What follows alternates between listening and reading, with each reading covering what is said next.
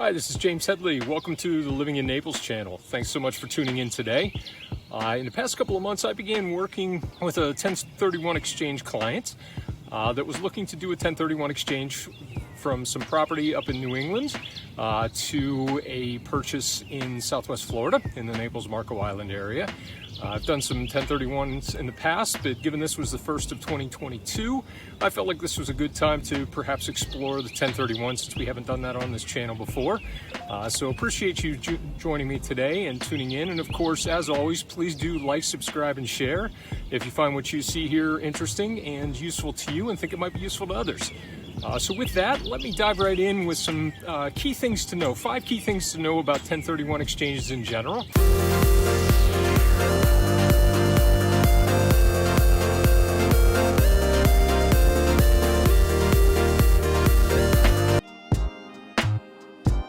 First and foremost, a 1031 or like-kind exchange is a way of deferring paying capital gains taxes on the sale of a business or investment property.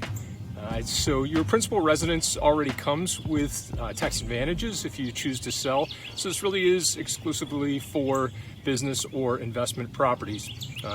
Your second home sale, a second home purchase isn't going to work. It's got to be a like-kind exchange of business or investment property. Secondly, you don't have to invest all the proceeds from the sale, but any portion that you do not invest in the new purchase will be subject to capital gains taxes. So for example, if you sell a $1 million apartment building in Ohio and turn around and do a 1031 exchange for a $800,000 investment property in Naples, that $200,000 difference will be subject to capital gains taxes, of course, depending upon your other capital gains and other tax situation for that year.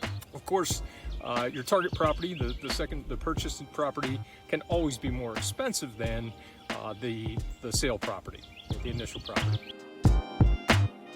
Number 3, you need to use a specifically defined intermediary to handle the 1031. There's a thriving business around this, but if you need any suggestions, I have a couple of firms that I have worked with on 1031s quite successfully that will be there to guide you throughout the process and make sure that you have a smooth closing and don't incur any unexpected tax liabilities.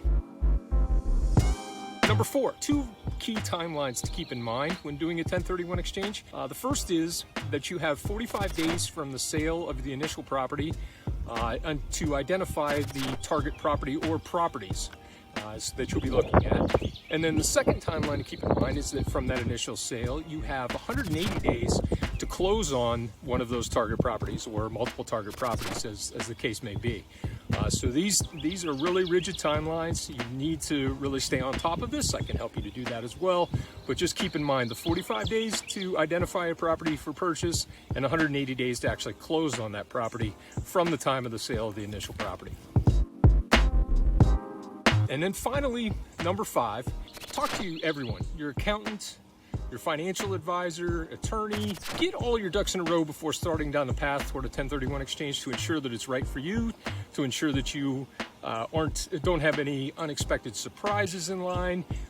Just really, I can give you guidance on the real estate end of things, but I'm not an accountant, I'm not a lawyer, so definitely be sure to consult all the experts and work with them to ensure that the smoothest path forward is possible.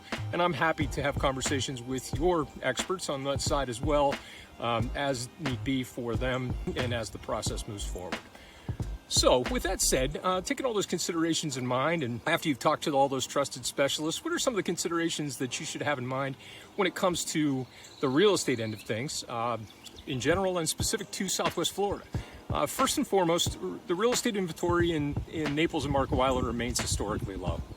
So what that means is that, unfortunately, even if you know what kind of property you're looking to target for your 1031 exchange, it doesn't mean that specific kind of property is necessarily going to be available at any given time. And so what you need to be able to do and what you're going to want to be able to do is to give yourself as much possible the flexibility and time to be able to simultaneously put that original property under contract, but with a flexible schedule for you to close on it. Where you're selling is experiencing a similar seller's market to what we're having in Naples and Marco. You might be able to get away with terms such as a 90 or even 120-day closing period or sooner, with you being able to accelerate that closing timeline to a shorter time frame should you find a target property that you're able to come to terms on in Naples or Marco. Number two, when attractive homes on the market in Naples and Marco Island, they go quickly. So you're going to need to be able to move really quickly to purchase that target property. And to be able to do so, that likely means you're going to be competing with other offers. So you're going to want to have that 1031 on the front end, the sale of the property, be as far along as possible so that you can come up and be competitive against other offers when you're making an offer in Naples and Marco. So you want to be, ideally you'd be under contract, again with some very flexible terms that allow you to be able to have some flexibility to find a target property. But at minimum, you're going to want to have that property on the market, and again, if it's under contract, that puts you in a better situation when you're going up against other contracts where a seller might be more inclined to take if they're cleaner without that type of contingency. And then number three, keep in mind that homes in Southwest Florida are going for at or above asking price. So just as you're thinking about what kind of funds are available, what kind of funds you might be using in this 1031 exchange or thinking about and considering, add probably 5 to 10% to the asking price of the target homes, just to give yourself that buffer and be prepared to go forward. And so in closing, let me just stress that the sooner we connect and start talking about the 1031 and what you might be thinking on that front, the likelier we are to have a successful pair of transactions and you have a successful 1031 as a whole. Ultimately, I can provide you with a menu of options as far as what you might need, whether that's a local 1031 intermediary, whether that's connecting you with a real estate agent in your local area to handle the sale of the original property, and of course, coordinating with them as well to line up the terms of the sales, the timing, etc. And then, of course, getting to work on identifying properties for you in Southwest Florida that might be right for you. So thanks, as always, for tuning in. I hope this has been useful to you. If you're working on a 1031 exchange, thinking about it, or just the sale or purchase of any other property in the Naples or Marco Island area, please do be in touch anytime and we can discuss your particular situation. And as always, I appreciate you liking, subscribing, and sharing, and I'll look forward to seeing you in the next episode. Thanks so much and have a great day.